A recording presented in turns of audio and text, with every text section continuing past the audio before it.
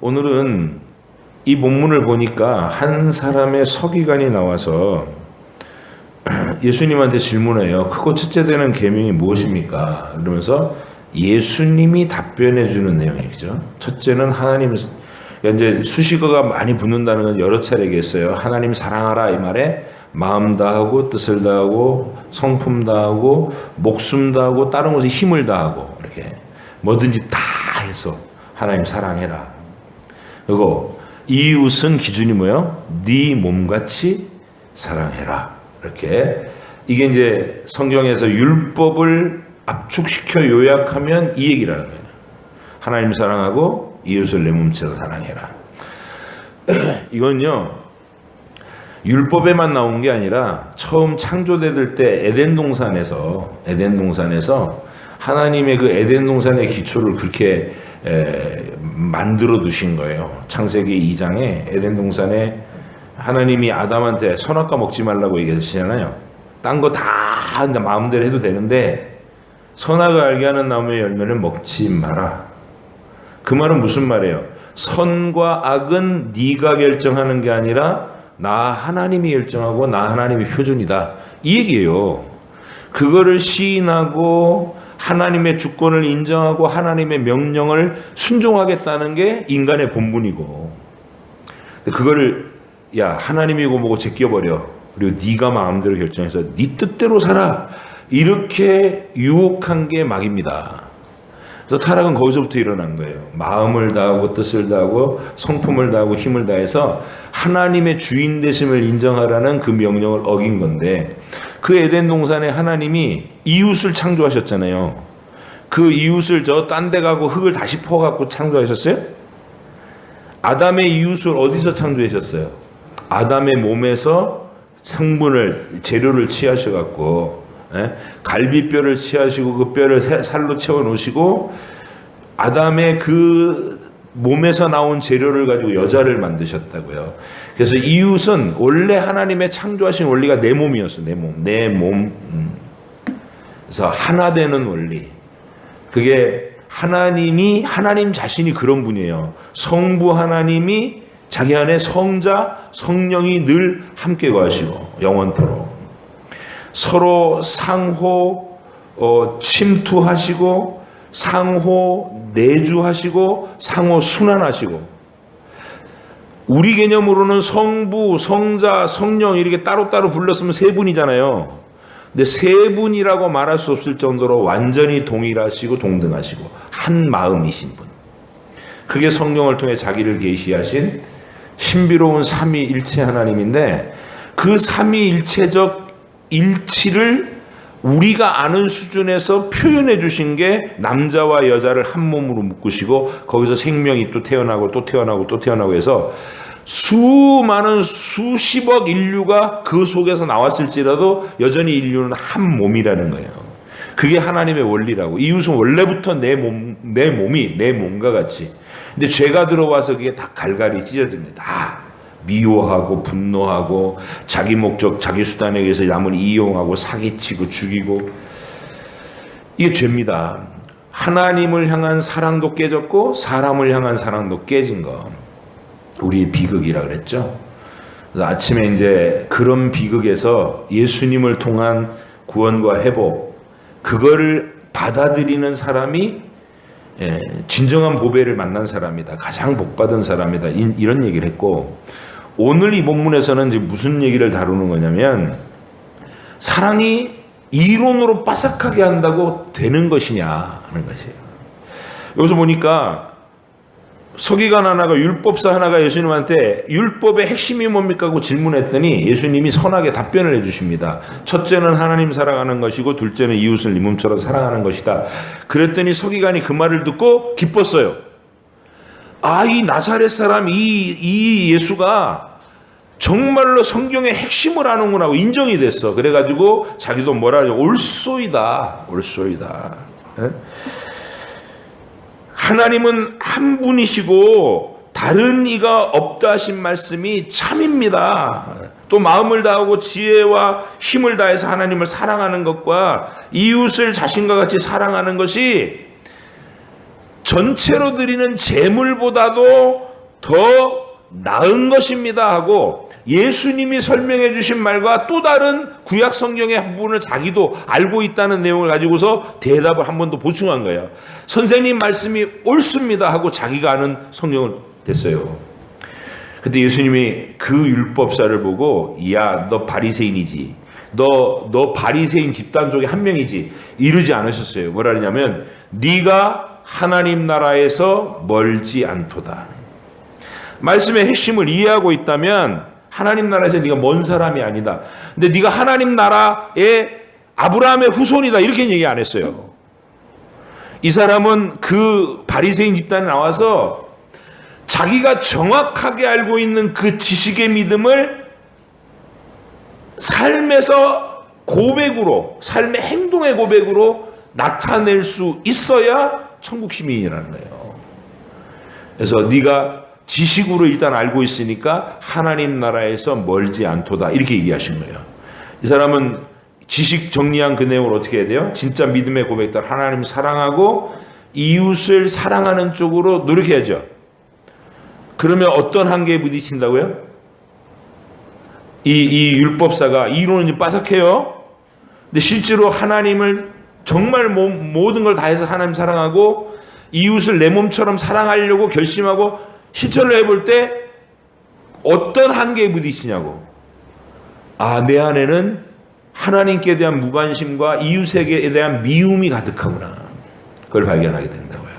그러면 하나님의 용서의 복음, 6월절 어린 양의 피로 표현이 돼 있고 광야의 장대 끝에 매달린 노뱀으로 표현되기도 하고 하여간 여러 가지 예언과 표적으로 미리 예고된 예수님의 십자가 보혈을 의지할 수밖에 없구나.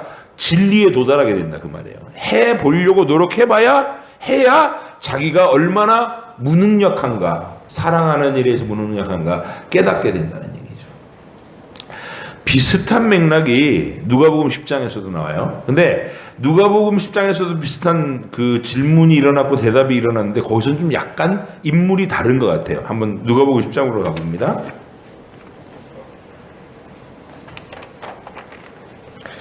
25절부터 보십니다. 자, 누가복음 10장 25절부터 29절까지 먼저 보십니다. 누가복음 10장 25절부터 29절 시작. 어떤 율법 교사가 일어나 예수를 시험하여 이르되 선생님 내가 무엇을 하여야 영생을 얻으리까? 예수께서 이르시되 율법에 무엇이라 기록되었으면 네가 어떻게 읽느냐?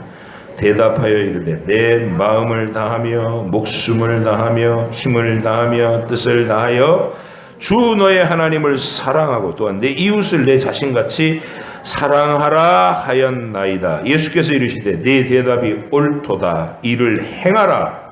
그러면 살리라 하시니 그 사람이 자기를 옳게 보이려고 예수께 여짜오되 그러면 내 이웃이 누구이오니까? 그리고 나서 이어진 게 선한 사마리아인의 비유예요. 절 보세요. 먼저 이 사건이 마가복음 본문에 12장에 있는 그 사건하고 같은 사건일까요? 다른 사건일까요? 같아 보여요? 달라 보여요? 다루는 주제는 비슷한데 확연히 달라요. 왜냐하면 거기서는 서기관이었고 서기관이 예수님께 질문했고 요약은 예수님이 대답을 해줬어요. 근데 여기서는 이 율법교사는 내가 무엇을 해 영생을 얻겠습니까? 이렇게 도전적으로 질문했는데 예수님이 그 사람 보고 네가 성경에서 뭘 읽느냐? 뭐라고 읽느냐? 네가 성경에서 배운 바가 뭐냐? 대답해봐 하고 얘기하니까 이 사람이 내 마음을 다하고 목숨을 다하고 힘을 다하여 주 너희 하나님을 사랑하고 이웃을 내 몸에서 사랑하라 하셨나이다 하고 몇 점짜리 대답을 했어요? 100점짜리. 알고 있는 지식으로는 100점 만점 정확한 대답을 했단 말이에요. 근데 예수님이 가만히 보니까 이 사람이 대답은 이렇게 하면서도 사랑하는 사람이에요? 지잘난 맛에 사는 사람이에요? 지잘난 맛에 사는 사람이에요. 그러니까 예수님이 네 대답이 옳도다. 그리고 끝나지 않고 이를 행하라. 알았으면 행하라. 그러면 살리라. 그러면 선행을 하면 천국 간다는 얘기예요, 그 얘기가? 언제나 말씀드리지만 마음을 다하고 뜻을 다하고 하나님 사랑하고 이웃을 내 몸같이 사랑하라는 말씀을 실제로 실천해 보려고 달려들면 우리가 제일 먼저 만나는 건 좌절감이라고요. 내 안에 선한 것이 없습니다. 그래서 그러면 탄식하게 되고 나는 어떻게 하면 좋을까 하며 부르짖을 때 주님이 내 아들 예수가 너를 위해 피 흘렸다. 그 피를 의지하고 네 죄를 자백하고 사면받아라. 이렇게 되는 거예요. 그리고 나서 용서받은 감격을 가지고 그래도 또 사랑해 보려고 노력하는, 그게 우리들의 삶입니다. 근데 문제는 이 사람이 그렇게 하지 않고 성경을 딸딸 외는 지식 갖고 다 꺼내놓고 다 된 줄로 알았다는 거예요. 교회 안에서 이 모습이 되기가 얼마나 쉽냐고요. 정답만 100점짜리를 딱 얘기하고 실제로는 거기에 대한 고뇌도 없고 몸부림도 없고 자기의 한계에 대해서 절실히 깨달아서 죄를 뉘우치는 눈물도 없고 예수님의 십자가를 의지하는 간절함도 없고 전부 뻔뻔한 자기 과시로 나는 이렇게 잘났어 라고 얘기하는 것으로 나대는 사람들이 될 수 있는 위험성이 우리가 얼마나 많으냐. 사랑은 말로 떠드는 게 아니다. 이론으로 떠드는 게 아니라 우리가 하나님의 명령대로 하나님 사랑하고 이웃 사랑하려고 행동으로 달려드는 사람들, 사랑하려고 노력하는 사람들이고, 그 다음에 그걸 하다 보면 내 한계와 절망을 알게 돼서 예수님 보혈을 순간순간 의지할 수밖에 없게 된다. 그리고 나서 일을 많이 하고 몸부림쳐서 사랑을 실천하고 나서도 자랑하는 게 아니라 무익한 종이 할 일을 했을 뿐입니다. 나의 나된 것은 오직 하나님의 은혜일 뿐입니다. 나는 여전히 내 속에서 선을 행하고자 하는 마음은 있지만 맨날 미워하고 불평하고 내 마음속에 온갖 거짓과 연약함이 난무하는 죄인입니다. 예수님의 보혈로 매일 씻어주시지 않으면 나는 갈 곳이 없습니다. 이런 겸손함과 절실함의 믿음의 사람이 되는 거예요. 사랑. 여러분, 사랑은 정답을 입으로 떠드는 게 아니라 행하는 것이다. 그러면서 이제 들려주셨던 말씀이 그 유명한 선한 사마리아인의 비유입니다. 여기 읽지 않고 그냥 우리 다 아는 얘기는 간단하게 얘기해요. 예루살렘에서 여리고로 내려가는 사람이, 거기 이제 길이 험하다는 거예요. 가다가 강도가 출현해갖고 이 사람을 거반 막 폭행을 해갖고 죽게 만들어 놓고 홀딱 다 그냥 가져간 거예요. 옷도 뺏겨가고 돈도 뺏어가고 다 뺏어갔어요. 그런데 예루살렘에서 여리고로 가는 그 길이니까 이제 예루살렘으로 올라오고 있는 그 예루살렘 성전에서 종사하고 있는 얼마나 중요한 사람이 많겠어요. 제사장이 지나가고 레위인이 지나가요. 근데 이 제사장과 레위인은 뭐라고 생각하냐면 내가 지금 하나님께 예배하러 가는 게 급하지 저 사람을 지금 뭐 피 흘린 저 사람을 내가 만지면 부정하게 돼서 제사에 참여를 못하게 될 수도 있으니까 나는 예배가 중요해. 그러면서 예배가 중요하다는 명분으로 못 본 척하고 갔다는 거예요. 제사장도 레위인도. 근데 유대인들이 사람 취급도 안 하는 사마리아 사람 하나가 그 사람을 발견하고 얼른 뛰어가서 그를 응급처치를 해주고 거기다 자기 나귀한테 태워가지고 주막에 가가지고 그것을 또 보살피고 내가 돌아오면서 더 부비를 줄 테니까 그동안 돌봐달라고 부탁을 하고 이렇게 최선을 다했다는 거예요. 이 중에 누가 그 강도 만난 자의 이웃이겠느냐 이렇게 물어요. 누가 이웃이에요? 사마리아인이죠. 이 사람 유대인들이 사마리아인이요 이 말도 하기 싫은 거예요. 사마리아인들을 멸시하고 있으니까. 그러니까 자비를 베푼 자이다 이렇게만 대답을 해요. 그래서 예수님이 마지막 말씀이 이거예요. 이 누가복음에서는 가서 너도 이와 같이 하라. 예수님이 등장시킨 그 선한 사마리아인, 비유로 등장시킨 그 선한 사마리아인과 같이 행동할 수 있는 게 저와 여러분이어야 한다. 예수님의 사랑, 하나님의 긍휼의 사랑을 먼저 입었고 조건 없는 사랑을 입으셨잖아요. 우리야말로 강도 만난 사람처럼 마귀에게 탈탈 털렸던 사람 아니에요. 그런 우리를 불쌍히 여기셔서 하늘 보좌를 버리고 우리 곁으로 오신 하나님의 아들을 우리는 가지고 있는 거예요. 임마누엘 되신 주님을. 그리고 나를 심판의 자리에서 꺼내주시기 위해서 그냥 석방해줘라 이러면 하나님이 범법자가 되고 하나님의 법이 폐해지는 거예요. 하나님 자신이 범법자가 되고 법대로 집행해라 그러면 그 사람은 죽어야 되고 이게 하나님의 딜레마예요.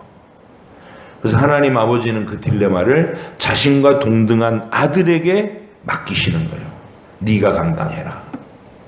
네가 살려내고 싶은 저 불쌍한 영혼들을 대신해서 네가 저주의 심판, 죄에 대한 대가를 받아라. 그리고 그 값으로 저들을 사서 무죄 방면할 수 있는 근거를 마련해 다오. 예수님이 아버지 알겠습니다 하고 내려오신 거예요. 성육신하셨고 십자가 아래서도 신적 영광을 비우고 왔기 때문에 예수님도 우리처럼 아기 때는 아무것도 몰랐고 자라면서 인지가 발달하면서 성경을 읽으면서 하나님의 뜻을 발견해 나간 거예요. 성령 하나님이 깨닫게 해주셔서 내가 바로 이 메시아구나 인식을 갖게 된 거예요. 그럼 십자가 앞에 섰을 때 말씀이 가르치는 바로는 십자가를 짊어져야 되는 게 확연한데 아버지여 이 잔을 내게서 지나가게 할 수는 없습니까? 라고 기도를 해요. 하나님 침묵하시죠. 응답해 주시지 않는데 피로 된 땀을 흘리면서 몸부림쳐 기도했는데도 하나님은 침묵하십니다. 주님의 대답은 늘 주님의 고백은 내 뜻대로 마시고 아버지 뜻대로 하시옵소서. 그리고 마지막 세 번째 기도했을 때는 확연히 알아들었어요. 하나님 아버지께서 이 잔을 너에게서 감해주지 않는다. 네가 이 십자가에서 죽어라. 저주와 진노를 네가 받아라. 그 명령인 것을 알고 죽기까지 복종하셨어요. 그래서 저와 여러분을 무죄 방면할 수 있는 근거를 마련하셨단 말이에요. 아버지께서 정하시고 아들이 순종하시고 성령 하나님이 그 사실을 우리에게 큰 은혜의 사실로 깨닫게 하시려고 여러분을 죽은 영혼에서 살려내갖고 이 소식을 듣게 하시고 깨닫는 믿음을 선물로 주시고 반응하는 예배자들로 세우셨어요. 이게 크고 위대한 하나님 나라의 영광이고 하나님의 위대한 일이단 말이죠. 이 은혜를 먼저 받은 우리가 이제 오늘 이 말씀 속에 있는 권면대로 정답을 성경의 요약은 이것입니다 라고 아주 정확하게 100점짜리 정답을 내는 게 얼마나 귀해 보입니까? 그러나 그것도 죄성으로 들어가면 인간의 죄성에 들어가면 자기 과시 외에는 아무것도 아닌 게 된다는 거예요. 입으로 떠드는 정답이 아니라 하나님의 은혜에 직접 부딪혀서 사랑을 실천하는 쪽으로 실천하려다 보면 항상 십자가로 갈 수밖에 없고 내 한계와 절망을 느낄 수밖에 없고 그래서 하나님의 은혜에 감동된 자로서 최선을 다하는 하나님의 백성이 되어진다. 여러분과 제가 그런 모습으로 살아갈 수 있기를 간절히 바랍니다. 사랑을 입으로 하지 않고 떠들지 않고 말로 떠들지 않고 행위로 보여줄 수 있는 섬김과 겸손한 그 수고의 사랑으로 그리고 기꺼이 내 돈을 쓰고 내 시간을 쓰고 나의 이렇게 삶을 나누어 줄 수 있는 그런 배려와 헌신으로 선한 사마리아인처럼 내 도움이 필요한 하나님이 내 옆에 내 도움이 필요한 사람으로 이렇게 갖다 붙여주는 모든 사람에게 육신적으로도 도와주고 가장 크게는 영적으로 복음을 전해서 그들을 사망의 어두운 장소에서 건져내는 일에 평생의 사랑을 실천하는 우리 모두가 되기로 간절히 부탁을 드립니다. 사랑하라라는 이 제목을 가지고 이제 여러분은 가정예배의 제목으로 드리고 또 구역예배에서 이 말씀을 나눌 때 목사가 설명했잖아요. 오후 예배를 통해서 그 핵심 줄거리를 힘있게 선포했으니까 여러분이 다 알아들으셨다고요. 그러니까 그거를 또다시 처음부터 설명하느라고 시간을 다 보내지 마시고 그냥 제가 설교하는 포인트는 여기 써 있는 문구 그대로 설교하는 건 아니잖아요. 제가 다른 근거 구절을 가지고 말씀도 하고 그랬으니까 여러분은 예배하러 모이시면 요 본문 짧아요. 한 5분이면 읽는, 서로 돌아가면서 5분이면 읽는 이 내용을 충실하게 읽으시고 그 다음에 주일날 오후에도 설명 듣고 그 자리에 현장에서 읽으신 내용을 성령님이 각 사람의 마음속에 어떤 느낌을 주시는지 그걸 꺼내서 서로 들어보는 자리, 그게 나눔의 자리입니다. 성령님이 스승이 되셔서 한 사람 한 사람의 개별적인 인격을 통과해서 그 말이 나오면 은혜롭게 됩니다. 설교보다 더 은혜로운 나눔이 되는 거예요. 그래서 성령 하나님을 신뢰하시고 이번 주도 여러분의 가정 예배에서 여러분의 구역 모임에서 이 진리가 나누어지고 하나님께 고백되지고 서로 감동받는 그런 은혜 있는 한 주간이 되시기를 주의 이름으로 축복하고 부탁드립니다.